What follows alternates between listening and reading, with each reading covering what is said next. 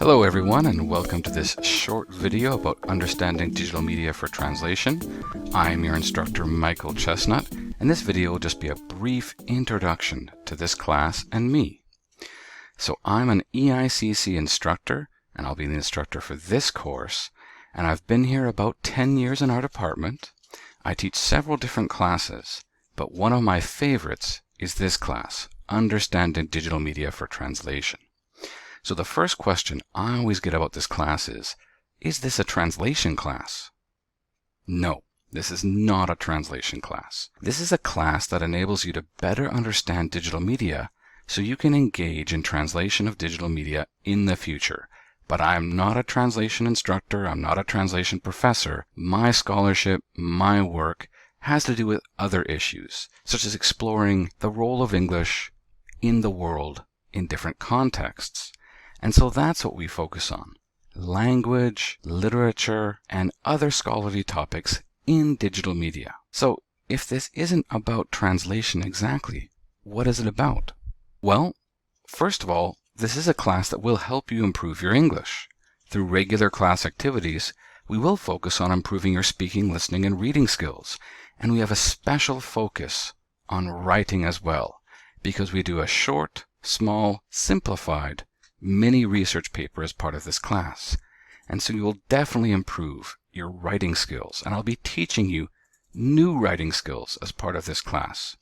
And in fact, you'll have a small opportunity to further improve your presentation skills as well. But in this class, we generally cover 3 topics: how language functions differently in different forms of digital media, how digital media is shaped by local contexts and cultures around the world, and how video games can be examined in terms of writing, translation, localization, narrative, and play. And students always ask me, what if I don't like or play any video games?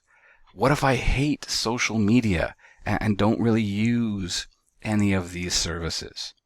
That's fine, of course. You don't need to engage with any of this content to examine it in an academic way. We'll take you through everything, and you have a choice to focus on what you want more in this class. And overarching this entire class is this theme that digital media creates amazing possibilities for more democratic communication and media production. More and more people can produce media and communicate with others, but often the way societies are organized limits this democratic potential in many ways. And that theme runs through a lot of what we do in this class. What new forms of poetry are developing on Twitter? What scholarship can help us better understand Instagram? How does digital media allow a dead American president to comment on current events now in that president's voice? What is so unusual about the way social media is used in Germany? Is writing for video games an entirely new form of writing? Why has Twitter been so popular in Japan? Are video games better without characters? A number of scholars that we read in this class will help us answer all these questions.